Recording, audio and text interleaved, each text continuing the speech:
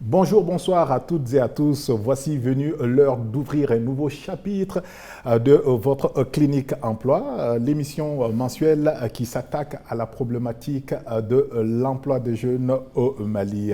Nous vous souhaitons la cordiale bienvenue depuis l'hôtel Les Colibris pour vous parler d'une thématique aussi importante que les précédentes. Il s'agit de la gestion institutionnelle de l'emploi des jeunes au Mali. Et pour ce faire, nous avons sollicité le directeur général de l'APEJ, l'Agence pour la promotion de l'emploi des jeunes au Mali, pour nous décortiquer tout cela. Vous aurez également dans cette émission l'intervention exclusive du ministre de l'Emploi et de la formation professionnelle. Et puis, si le temps nous le permet, évidemment, on vous proposera également deux autres interviews exclusives, celle du directeur national de l'emploi et celle du directeur national de la formation professionnelle. Alors, vous aurez évidemment vos deux rubriques conventionnelles dans cette émission. Il s'agit dès le début de l'émission de la tendance du marché de l'emploi et puis en fin d'émission du bon coin des opportunités d'emploi au Mali. Sans plus tarder, nous souhaitons la cordiale bienvenue à notre invité du jour, le DG de l'APEJ. Bonjour, bonsoir, Monsieur Ba. Bonjour, Monsieur Brados. Bienvenue sur ce plateau. Merci à nos téléspectateurs. Merci d'avoir répondu à notre invitation. Merci beaucoup. Alors, sans plus tarder, on va retrouver le coach, l'expert des questions d'emploi au Mali pour animer sa première rubrique dans cette émission. C'est la tendance du marché de l'emploi. Lui, c'est Chekmar Soumanou. C'est tout de suite et maintenant juste derrière ce jingle.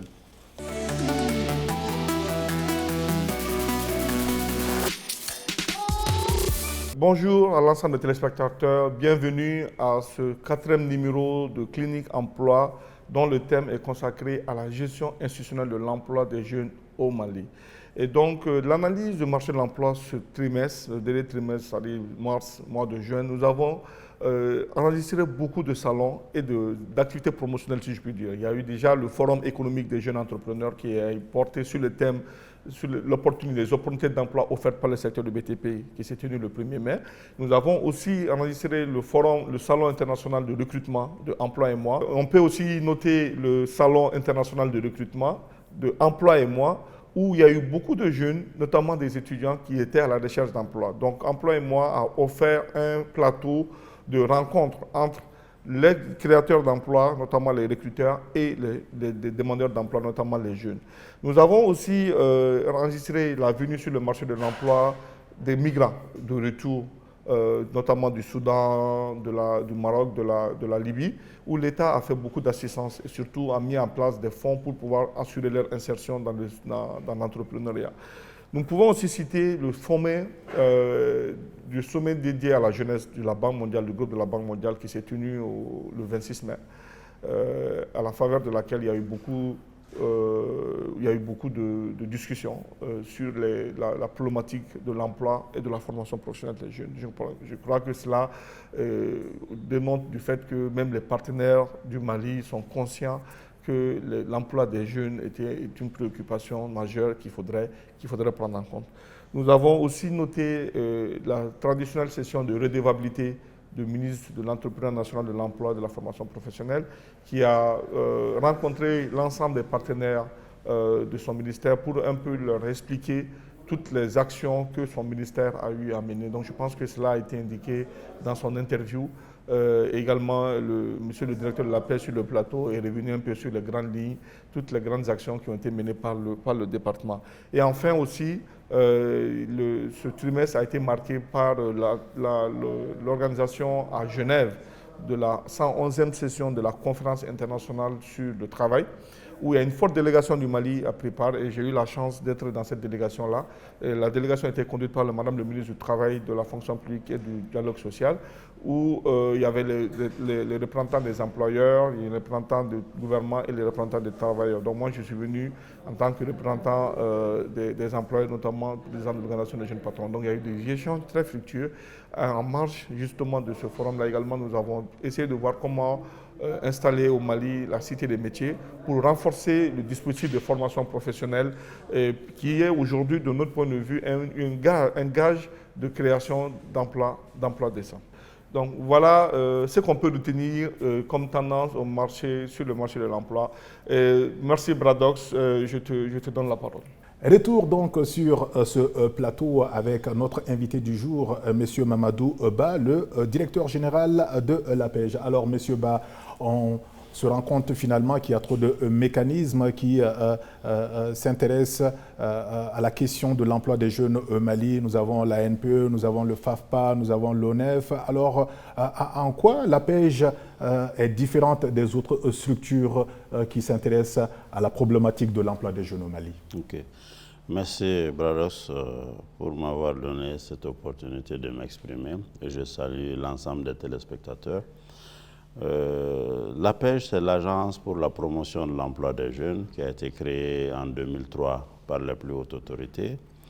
La mission principale de l'APEJ, c'est de concourir à la création d'emplois pour les jeunes dans le milieu rural et urbain, notamment en facilitant l'accès des jeunes au marché du travail et au crédit. Le groupe cible de l'APEJ constitué de jeunes hommes et femmes de 15 à 40 ans, y compris ceux de la diaspora. D'accord, donc ce sont globalement vos missions essentielles. Tout à fait. Voilà. Quels sont fondamentalement les produits offerts aux jeunes Maliens à travers le programme Emploi Jeunes? L'APEJ a 20 ans cette année et a eu 2 programmes Emploi Jeunes, qui est le programme Emploi Jeunes communément appelé le PEJ et l'organe d'exécution de l'APEJ. Le premier programme Emploi Jeunes, c'était 2004 à 2009 et le second programme Emploi Jeunes, c'était 2011-2016. Et dans ces différents programmes Emploi Jeunes, il y a fondamentalement 3 composantes. La première composante, c'est le renforcement de l'employabilité des jeunes. Dans cette composante, vous voyez que l'APEJ déploie souvent des stagiaires au niveau de l'administration publique et des ONG. Ça, on appelle ça les stages de formation professionnelle. Mais il y a également des stages de qualification au niveau des entreprises privées ou aussi des ONG. Mais il y a l'apprentissage. Il y a la reconversion ou l'adaptation au poste de travail. Il y a aussi le concept de chantier école. Vous voyez souvent que l'APEJ, en tout cas, fait des réalisations en termes de pistes rurales, en termes de rues pavées. C'est le concept IMO. IMO qui veut dire les travaux à haute intensité de main-d'œuvre. Et ce qui intéresse l'APEJ est la structure de référence pour les travaux à haute intensité de main-d'œuvre au Mali. Et les travaux à haute intensité de main-d'œuvre valorisent la main-d'œuvre locale. Donc, c'est l'idée de chantier local, de chantier école.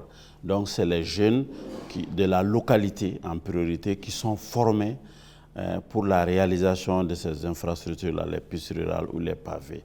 Donc, l'avantage, c'est la valorisation des matériaux locaux, c'est la formation de nos jeunes à pouvoir, pour la taille de la pierre, la pose de pavés, et avoir un savoir-faire au-delà de l'infrastructure pour non seulement assurer l'entretien, mais aussi offrir des services après. Donc tout ça fait partie de la composante qui est appelée renforcement de l'employabilité des jeunes. Pourquoi renforcer l'employabilité des jeunes? Nous partons à l'école, nous sortons avec des diplômes. On a un diplôme pour travailler. Mais lorsqu'on se présente sur le marché de l'emploi, l'une des grandes difficultés auxquelles le jeune il est confronté, on lui dit « quelle expérience vous avez ?» Donc l'APEJ vraiment donne ces opportunités-là de stage pour permettre aux jeunes de connaître l'environnement du travail, de savoir comment on travaille, de comment on se comporte et d'avoir une connaissance qui peut lui permettre d'être compétitif dans les tests de recrutement quand il s'agit vraiment de l'emploi salarié, mais aussi d'entreprendre quand il s'agit de l'auto-emploi. Après cette composante, il y a une seconde composante qui est appelée développement de l'esprit d'entreprise.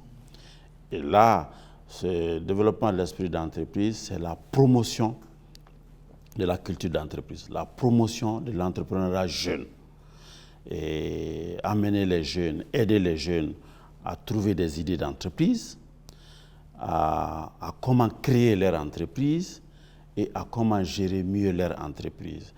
Et cela à travers déjà un partenariat que l'APEJ a eu avec le BIT, notamment à travers les modules de formation GERM, où c'est constitué d'un paquet trouver une idée d'entreprise, créer son entreprise et gérer son entreprise à travers des modules comme l'approvisionnement, la gestion des stocks, le calcul des coûts, la planification, la comptabilité, le personnel, la gestion du personnel. D'accord.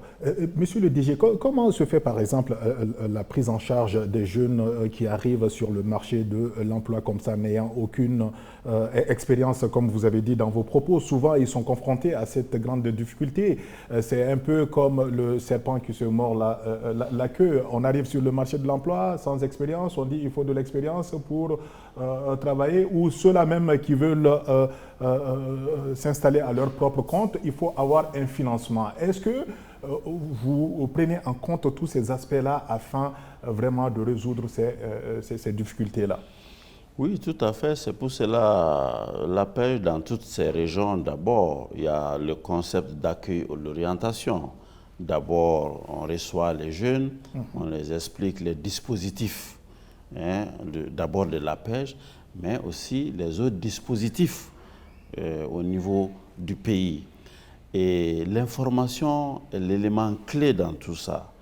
Parce que ce soit l'entrepreneuriat ou même l'auto-emploi, on parle de recherche d'informations, on parle de recherche d'opportunités.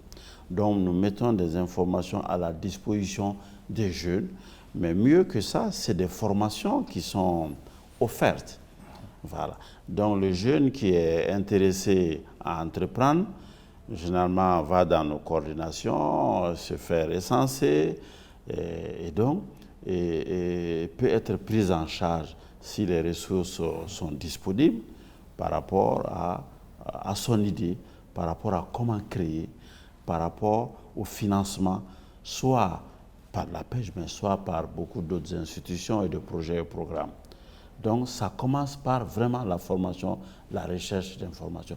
Et c'est là où je reviens sur les stages, parce que nous nous apprêtons, par exemple, cette année, à lancer le recrutement de 2000 stagiaires qui seront déployés au niveau de toute l'administration publique et au sein des ONG. 2000 stagiaires, 2000 stagiaires sur l'année 2023. 23. C'est pas peu, le DG? Oui, c'est l'approche du verre à moitié vide et du verre à moitié plein. C'est peu, mais les ressources disponibles permettent de faire 2000 pour l'instant. 2000 quand on sait que la demande est de plus en plus croissante, oui, par rapport aux jeunes diplômés qui arrivent chaque année sur le marché de l'emploi. Tout à fait, la demande vraiment va crescendo. Et pour votre information, lorsque nous avons lancé cette opération en 2021, sur 2000, en tout cas, places disponibles, nous avons reçu près de 20 000 candidatures. Donc 10%.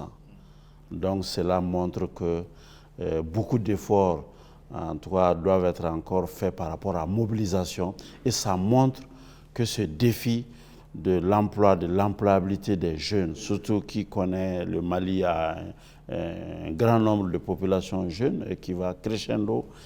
Et c'est extrêmement important de pouvoir toucher. Alors, et si on faisait un petit ramassé de tout cela en langue nationale bamanakan, puisque je ne me lasserai jamais de le répéter, cette émission se veut bilingue afin de toucher plusieurs jeunes qui nous regardent à travers tout le Mali.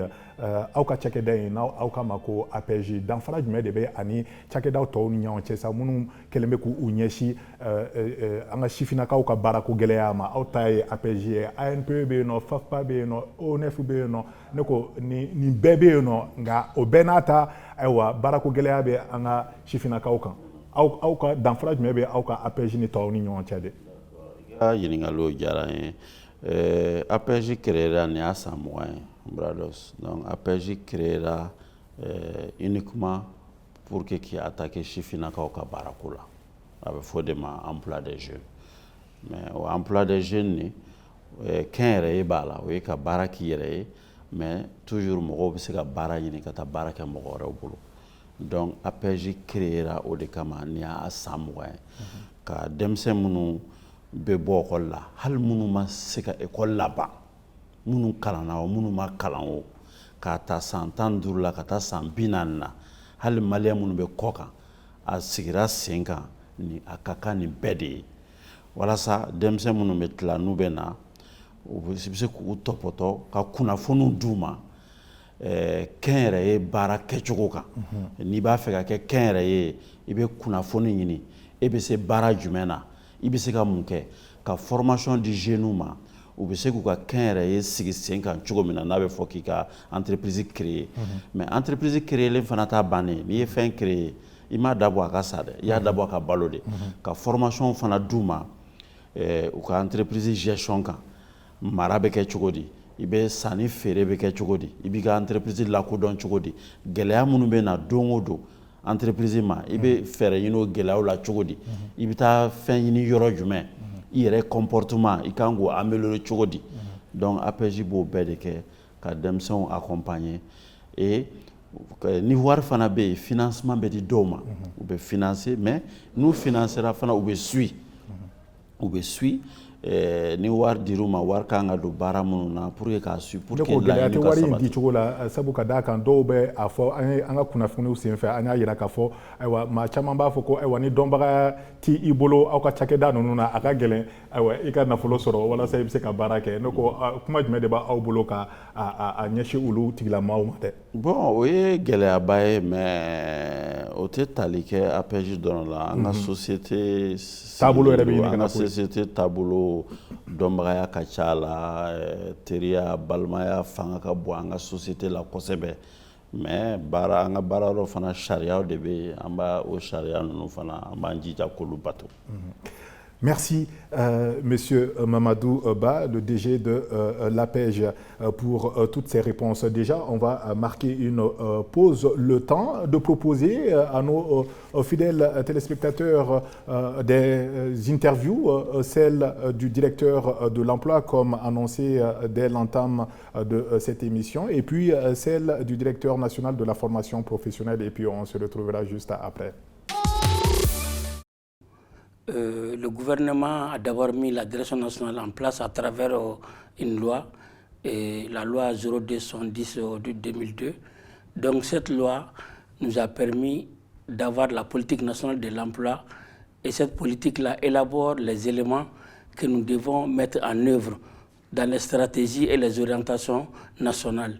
Donc là, nous devons également mettre en œuvre les dispositifs de l'emploi. Et ces dispositifs de l'emploi que nous devons contrôler, suivre à travers le fonctionnement, le suivi et le fonctionnement de ces dispositifs-là, incombe à la Direction nationale de l'emploi, qui est une structure centrale qui suit et contrôle.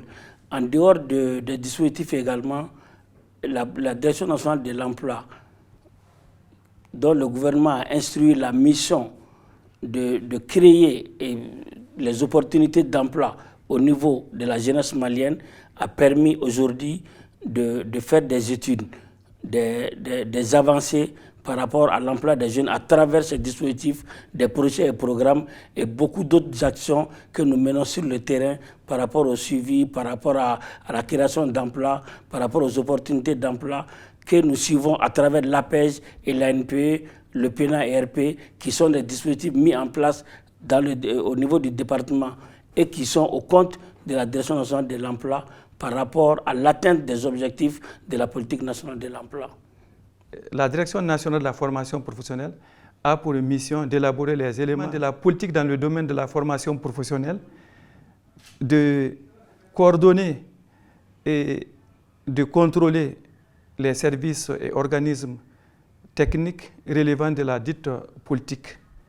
Par rapport aux activités qui ont été réalisées, nous pouvons parler des états généraux de la formation professionnelle et de l'insertion. Nous pouvons parler aussi de la rentrée solennelle de la formation professionnelle. Nous avons eu à valider aussi les documents de la stratégie nationale en matière de la stratégie national de la digitalisation en matière de l'enseignement technique et professionnel et le développement des compétences. Nos centres de formation professionnelle en 2022 ont formé plus de 1000 jeunes. Il y a au moins 17 centres à travers tout le Mali. Et parmi les 1000 jeunes, il y a plus de 45% de filles qui ont été formées dans plusieurs corps de métiers. Et nous faisons également la supervision des directions régionales de l'emploi et de la formation professionnelle. Nous avons également procédé avec le partenaire UNFPA, le Fonds des Nations Unies pour la population, au lancement et à la remise des permis de conduire de près de 250 jeunes à travers tout le Mali. Ça, c'était la deuxième phase. La première phase, c'était 700 jeunes.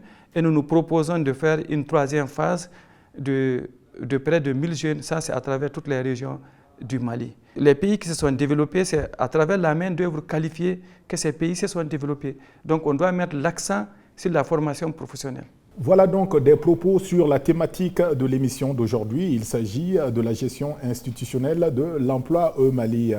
Nous sommes toujours avec notre invité du jour, le directeur général de l'APEJ. Monsieur Ba, quelles sont les mesures palliatives prises pour faire face aux conséquences de la suppression, par exemple, de la taxe emploi jeune, puisque nous savons que cela vous a fortement impacté cette année? Okay. Merci beaucoup, Bradex. Il faut se rendre à l'évidence que la question de l'emploi, de l'employabilité est une question très transversale, une question complexe et qui demande vraiment des éléments techniques très importants. Et donc, du coup, c'est une problématique même internationale. Et il faudrait également beaucoup de moyens pour faire face aux questions d'emploi, de l'employabilité des jeunes. Et ceci étant, l'APEJ bénéficiait de ce qu'on appelle communément la taxe emploi jeune, qui a été quand même supprimée en 2019. Donc du coup, c'est vraiment une diminution très importante de nos ressources, une diminution d'environ 70, on peut dire à peu près le quart de nos ressources ont été en tout cas affectées. Avec cette grande diminution, comment arrivez-vous justement à faire face à toutes les dépenses puisque vous êtes appelé à financer des projets jeunes? Oui, justement, nous n'arrivons plus à faire face à tout ce que nous faisons par le passé parce que l'APEJ, de sa création à maintenant, a touché près de 212 000 jeunes, donc une moyenne en tout cas de 20 000 jeunes par an. Mais maintenant, avec cette suppression, au lieu d'atteindre 20 000 jeunes par an, on oscille entre 5 000 à 7 000 jeunes par an. Ça, c'est vraiment une conséquence immédiate du nombre de jeunes à toucher par an. Et quels ont, puisque en suivant votre actualité, on a vu que vous avez fait des plaidoyers au sein du CNT, l'organe législatif, et même des plaidoyers au sein du patronat. Est-ce que toutes ces plaidoiries se sont avérées payantes? Est-ce qu'elles ont porté leurs fruits? Oui. À ce stade? Merci beaucoup. C'est le lieu pour moi aussi de remercier en tout cas le ministère de l'Entrepreneuriat national, de l'emploi et de la formation professionnelle sous le leadership du ministre Bakary Doumbia et le ministère de tutelle avec l'APEJ et l'ensemble des services du département SATEL a essayé de trouver une réponse par rapport à ces questions de financement, de suppression de la taxe. C'est ce qui a amené le département aussi à travers l'APEJ à organiser un atelier avec des membres du CNT, notamment la commission emploi, la commission loi et la commission finances, pour se pencher sur la nécessité de trouver des ressources pérennes pour le secteur de l'emploi et de la formation professionnelle. Et un atelier de 2 jours, au terme duquel, en tout cas, des recommandations fortes s'en est sorties, notamment restaurer les taxes emploi jeunes et de formation professionnelle, mais également une proposition allant à la mise en place même d'une loi de programmation pour le secteur de l'emploi et de la formation professionnelle. Donc un comité de suivi et de plaidoyer est en train d'être mis en place pour suivre et faciliter tout ça. Aussi, le département de l'entrepreneuriat, de l'emploi et de la formation professionnelle a également approché le Conseil national du patronat, où vraiment un atelier aussi a été tenu pour se pencher sur vraiment la situation globale de l'emploi au Mali et comment travailler ensemble à faire en sorte que et le ministère en charge de l'entrepreneuriat puisse former des jeunes qui puissent servir aussi les entreprises du patronat, parce qu'on forme pour les entreprises. Donc c'est pour faire face à l'épineuse question de l'inadéquation emploi de la formation professionnelle. C'est aussi travailler sur les questions de gouvernance, parce que sans aussi une bonne gouvernance, on peut difficilement atteindre les objectifs fixés. Mais l'atelier s'est également penché sur les questions de ressources et comment développer le partenariat public-privé entre le CNPM et notre département de tutelle, c'est-à-dire le ministère de l'Entrepreneuriat national, de l'emploi et de la formation professionnelle sous le leadership du ministre Bakar Doumbia.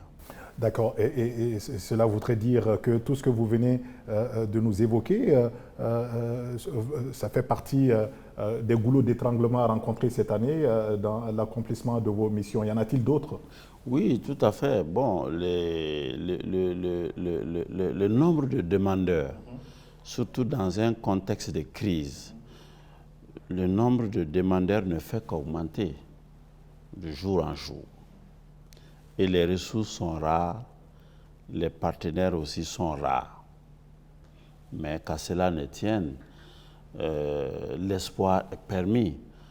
On ne dort pas sur nos lauriers.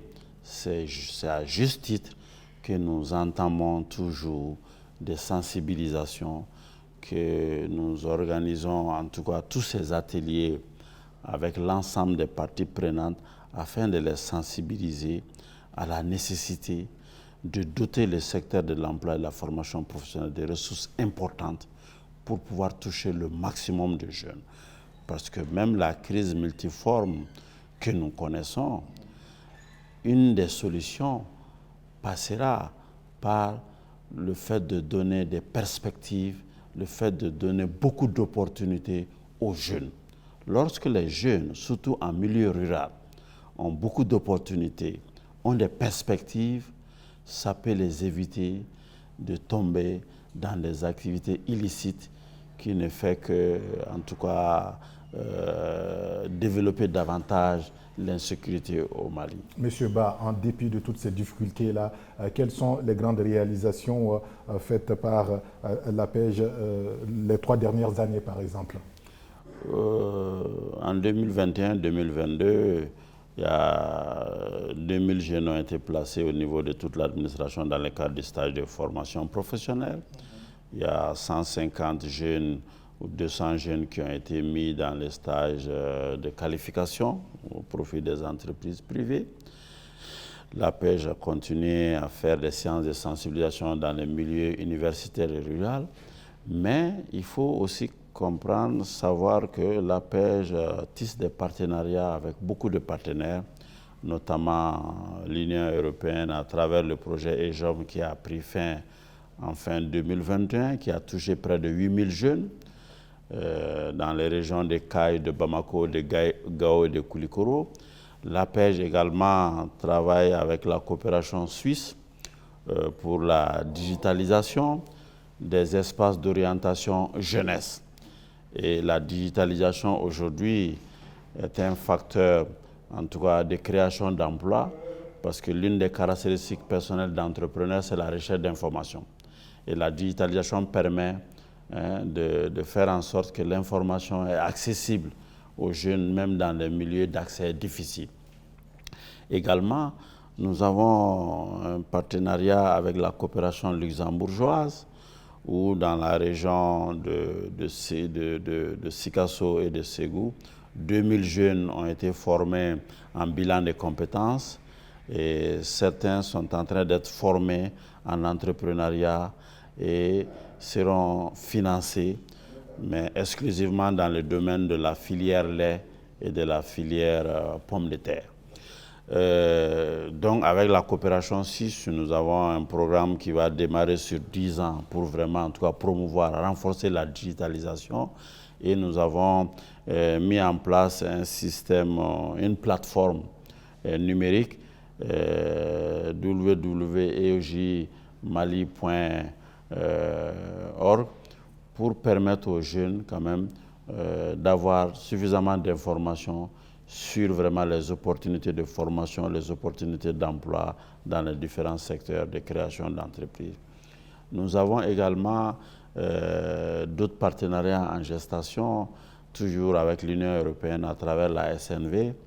Et aussi cette année, nous nous apprêtons avec la coopération luxembourgeoise à former 1000 jeunes à Bamako et environ sur le bilan de compétences. Et sur ces 1000 jeunes, 500 seront formés en entrepreneuriat et 300 seront financés.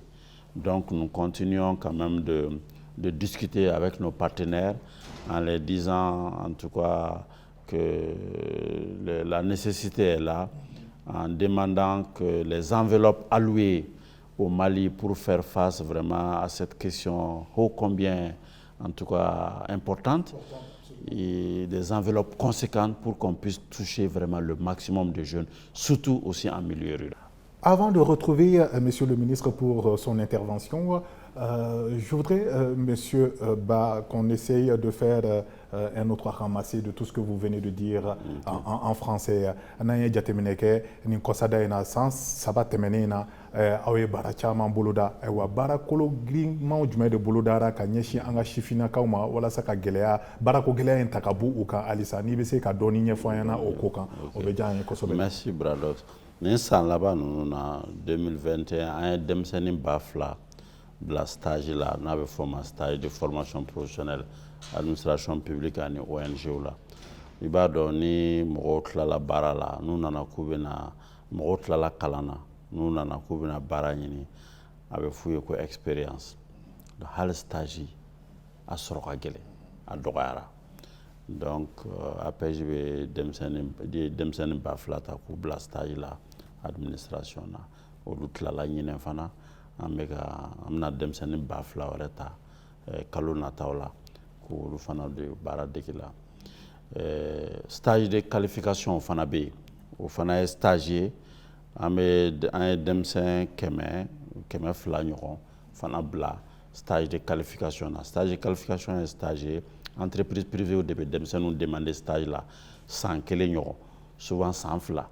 Olu bɛ kilancɛ sara u bɛ musaka dɔw ta APJ bɛ kilancɛ musakaw ta mais o stage nin na a caman bɛ kun cɛ denmisɛnw ka baara kan caman bɛ baara sɔrɔ o stage la bon APJ ni partenaire caman fana bɛ baara kɛ ani Union européenne tun bɛ projet dɔ kan n'a bɛ fɔ ko EJOM emploi des jeunes créer des opportunités au Mali o projet banna fin 2021 o projet hukumu kɔnɔ an ye denmisɛnnin 8,000 ɲɔgɔn de demain k'u former k'u ka projet financer mais au projet kɔnɔ hukumu kɔnɔ fana ferme 20 de labɛnna an ka togodaw la Kayi région na ka na Bamako Kulukoro Gao a ferme kelen o kelen kun ye tari 4 ye tari 4 o tari 4 denmisɛn 30 de kɛra jɛkulu dɔ ye n'a bɛ fɔ o ma GIE k'u sigi u bɛ ferme ni gérer u b'u ka maraîchage n'u ka fɛnw kɛ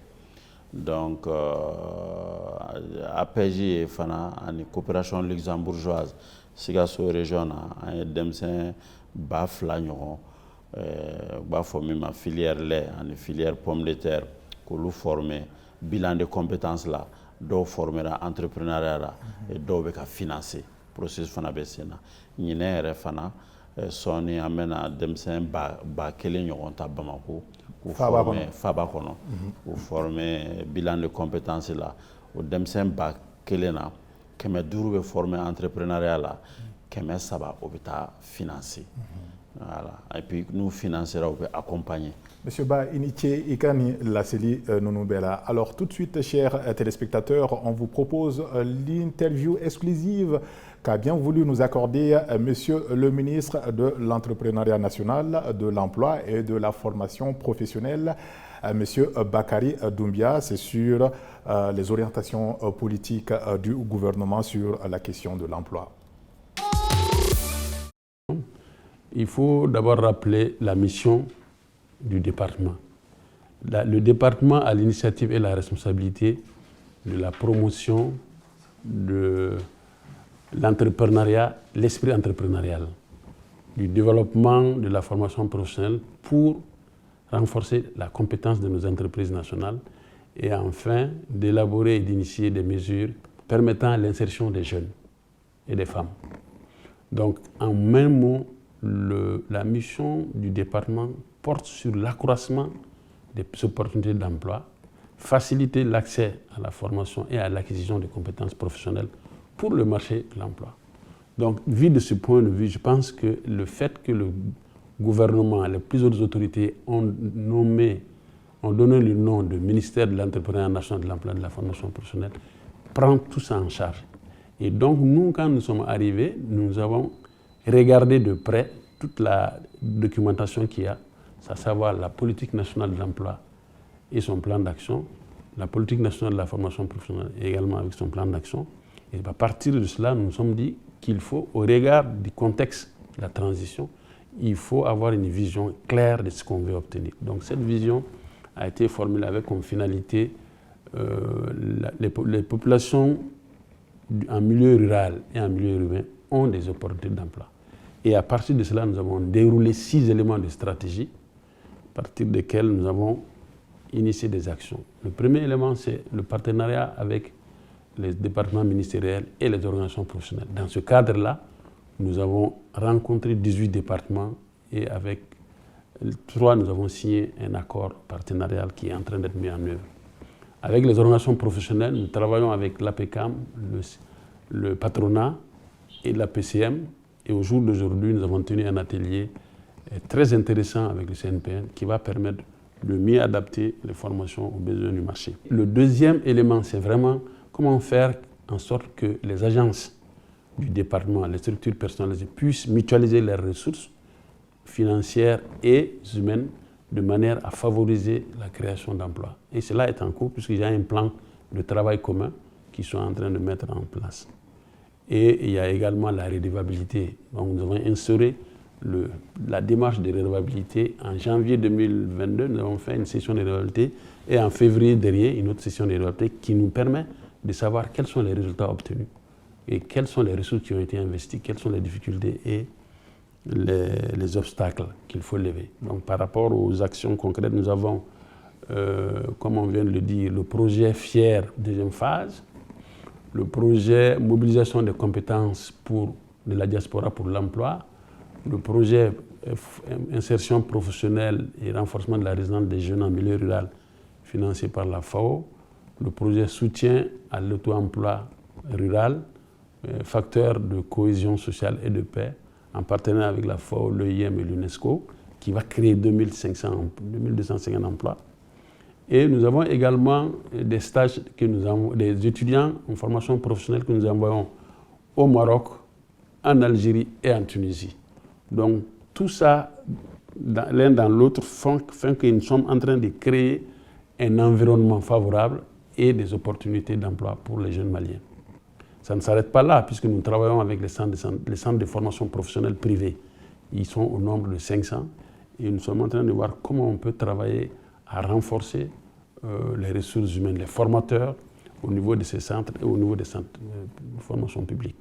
Donc voilà ce qu'on peut dire, et tout ça sous l'œil vigilant des plus hautes autorités qui nous encouragent, qui nous accompagnent et qui nous poussent à aller de l'avant pour que les jeunes Maliens, les jeunes femmes, les jeunes garçons puissent avoir le maximum d'opportunités d'emploi. L'emploi est transversal et cette transversalité oblige tous les acteurs à travailler ensemble, de façon, chacun à son niveau, et ensemble, arriver à créer plus d'opportunités d'emploi pour les jeunes.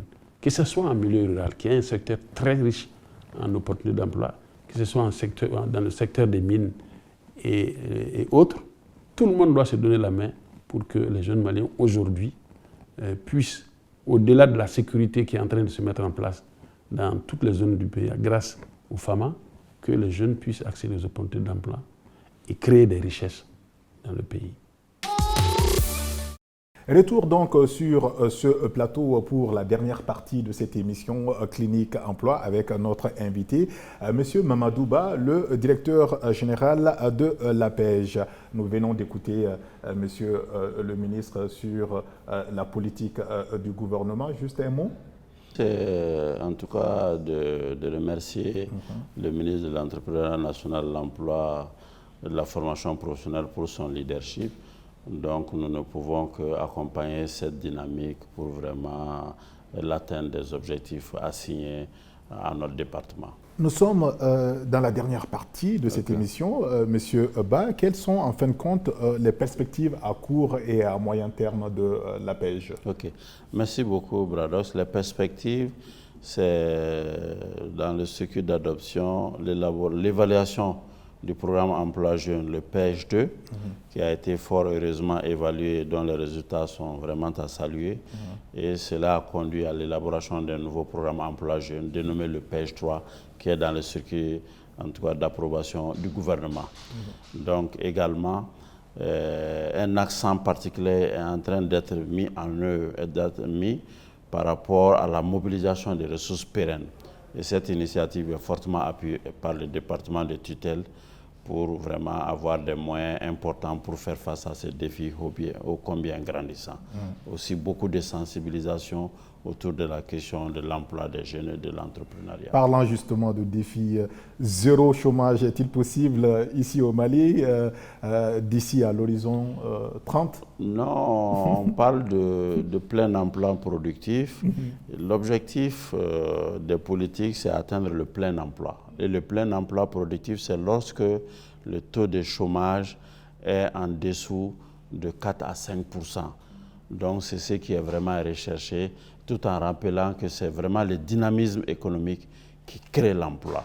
Et l'emploi est vraiment très transversal, et l'emploi est créé dans tous les domaines. Et c'est pour cela la mission, on dit que c'est de concourir à la création. L'APEJ s'occupe de la promotion. Donc concourir veut dire contribuer. Et contribuer veut dire, suppose qu'il faut contribuer avec d'autres acteurs. Donc le résultat, c'est incontestablement que l'ensemble des parties prenantes jouent pleinement leur rôle pour un objectif vraiment de qualité et aussi un nombre très suffisant. D'accord. On va proposer tout de suite la dernière rubrique de cette émission animée par l'expert des questions d'emploi, Chekmar Soumano. Il s'agit de la rubrique « Le bon coin des opportunités d'emploi au Mali » et c'est juste derrière ce jingle.